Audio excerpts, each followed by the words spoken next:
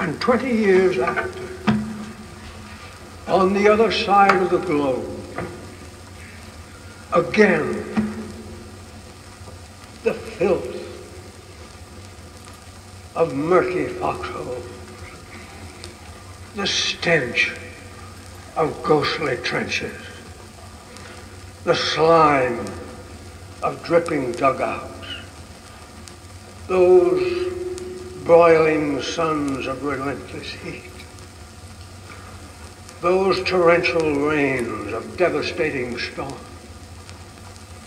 the loneliness and utter desolation of jungle trails, the bitterness of long separation from those they loved and cherished, the deadly pestilence of tropical disease, the horror of stricken areas of war, their resolute and determined defense, their swift and sure attack, their indomitable purpose, their complete and decisive victory, always victory, always through the bloody haze of their last reverberating shot, the vision of gaunt,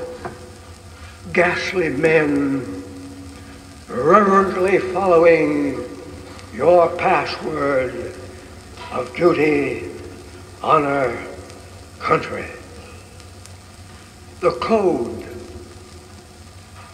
which those words perpetuate embraces the highest moral laws and will stand the test of any ethics or philosophies ever promulgated for the uplift of mankind. Its requirements are for the things that are right, and its restraints are from the things that are wrong. The soldier, above all other men, is required to practice the greatest act of religious training, sacrifice. In battle and in the face of danger and death, he discloses those divine attributes which his Maker gave when he created man in his own image. No physical courage and no brute instinct can take the place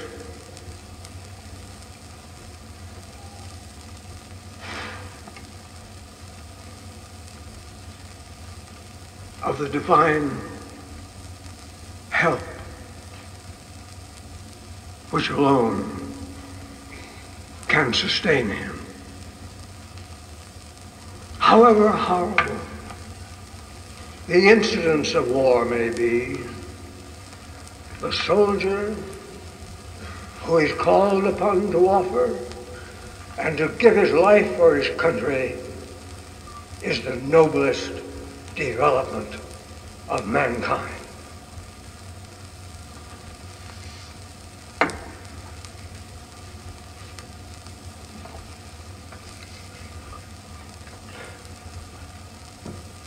You now face a new world, a world of change. The thrust into outer space of the satellite spheres and missiles mark the beginning of another epoch in the long story of mankind. In the 5 or more billions of years the scientists tell us it has taken to form the Earth, in the 3 or more billion years of development of the human race, there has never been a more abrupt or staggering evolution. We deal now not with things of this world alone, but with the illimitable distances and as yet unfathomed mysteries of the universe. We are reaching out for a new and boundless frontier. We speak in strange terms of harnessing the cosmic energy, of making winds and tides work for us, of creating unheard synthetic materials to supplement or even replace our old standard basics, to purify seawater for our drink, of mining ocean floors for new fields of wealth and food,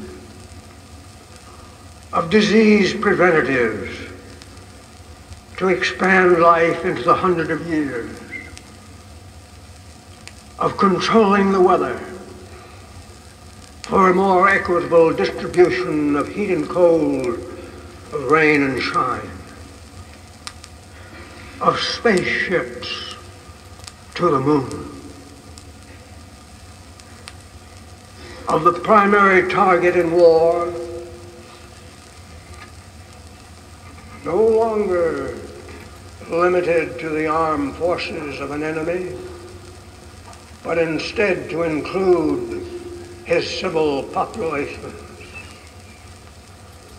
of ultimate conflict between a united human race and the sinister forces of some other planetary galaxy, of such dreams and fantasies as to make life the most exciting of all time. And through all this welter of change and development, your mission remains fixed, determined, inviolable. It is to win our wars. Everything else in your professional career is but corollary to this vital dedication. All of the public purposes, all of the public projects, all of the public needs, great or small, will find others for their accomplishment. But you are the ones who are trained to fight. Yours is the profession of arms, the will to win, the sure knowledge that in war there is no substitute for victory, that if you lose, the nation will be destroyed, that the very obsession of your public service must be duty, honor, country. Others will debate the controversial issues, national and international, which divide men's minds. But serene, calm, aloof, you stand as the nation's war guardian, as its lifeguard from the raging tides of international conflict, as its gladiator in the arena of battle. For a century and a half, you have defended, guarded, and protected its hallowed traditions of liberty and freedom, of right and justice. Let civilian voices argue the merits or demerits of our processes of government, whether our strength is being sapped by deficit financing indulged in too long, by federal paternalism grown too mighty, by power groups grown too arrogant, by politics grown too corrupt, by crime grown too rampant, by morals grown too low, by taxes grown too high, by extremists grown too violent, whether our personal liberties are as thorough and complete as they should be, these great national problems are not for your professional participation or military solution. Your guidepost stands out like a tenfold beacon in the night. Duty, honor, country. You are the leaven which binds together the entire fabric of our national system of defense. From your ranks come the great captains who hold the nation's destiny in their hands the moment the war tocsin sounds. The long gray line has never failed us. Were you to do so, a million ghosts in olive drab, in brown khaki, in blue and gray would rise from their white crosses, thundering those magic words: duty, honor, country. This does not mean that you are warmongers. On the contrary, the soldier, above all of the people, prays for peace, for he must suffer and bear the deepest wounds and scars of war. But always in our ears ring the ominous words of Plato, that wisest of all philosophers: only the dead have seen the end of war.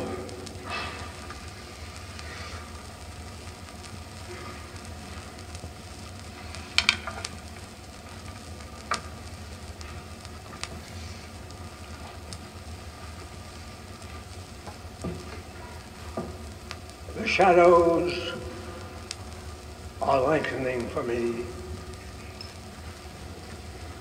The twilight is here.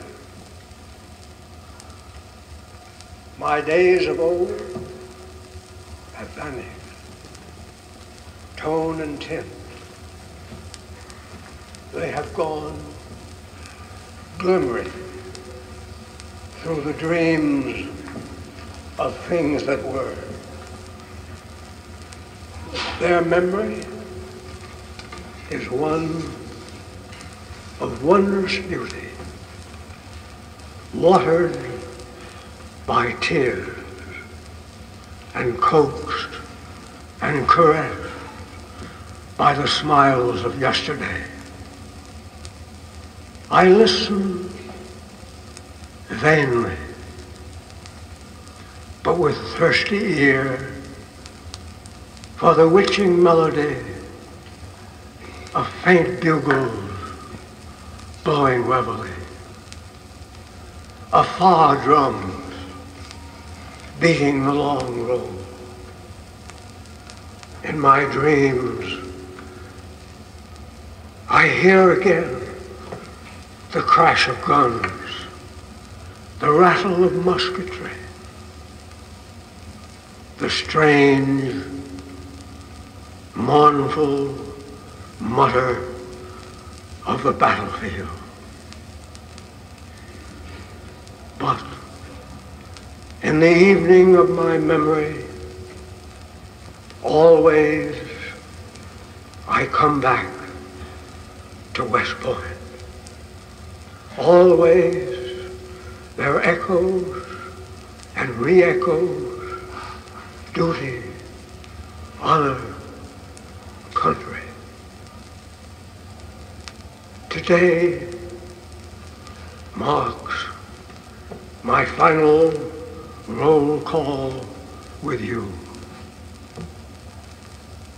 But I want you to know that when I cross the river, my last conscious thoughts will be of the Corps and the Corps and the Corps.